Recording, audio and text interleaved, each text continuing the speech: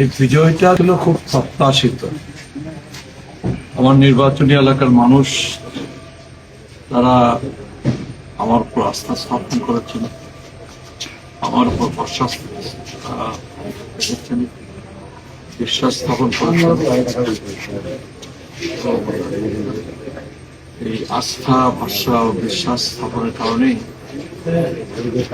12 তারিখ অনুষ্ঠিত নির্বাচনে তারা আমাকে বিপুল ভোটের ব্যবধান ঘটে বিজয়ী করেছেন। এই বিজয়ে আমি মহান আল্লাহর কাছে শুকরিয়া আদায় করি। আবার মেলন্দ মাদারবাসীর কাছে আমি আমার আন্তরিক কৃতজ্ঞতা জ্ঞাপন করি এবং সেই সাথে আমার দলের অসংখ্য নেতা কর্মী যারা। এখন ঘরেই হবে বিয়ে বাড়ির পোলাও, যদি থাকে আকিজ এসেনশিয়াল সুগন্ধি চিনি গুঁড়া চা।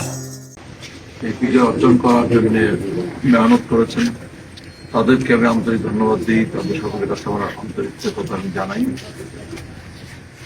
মেলন্দ মাদারগঞ্জের মানুষ যে আশা নিয়ে, যে প্রত্যাশা নিয়ে আমার উপর ভরসা স্থাপন করেছেন, আমার প্রধান কাজ হবে তাদের সেই আশা এবং প্রত্যাশার জায়গাগুলোকে পূরণ করা। মাদক মুক্ত,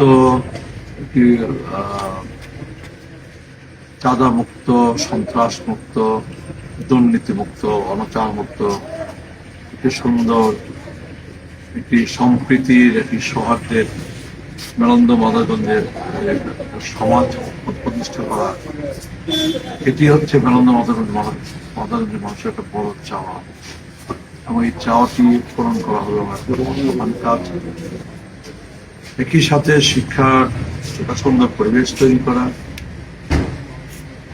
আমাদের বেকার যুবকদের কর্মসংস্থানের ব্যবস্থা করা, আমাদের স্বাস্থ্য সেবাটাকে মানুষের দূর করা এবং খুব সহজলভ্য করে তোলা, এবং সর্বোপরি আমাদের এলাকায় অবকাঠামো, বিশেষ করে সড়ক যোগাযোগ, এটি ভেঙে পড়া সড়ক যোগাযোগ ব্যবস্থা, এটিকে পুনর্নির্মাণ করা, প্রতিষ্ঠিত করা, আমাদের স্কুল, কলেজ, মাদ্রাসা নতুন বিল্ডিং স্থাপন করা, আমাদের মসজিদ, মন্দির, ঈদগাহ মাঠ, কবরস্থান, এতিমখানা, বিল্লা বোর্ডিংয়ে সরকারি অনুদান পৌঁছে দেওয়ার চেষ্টা করা।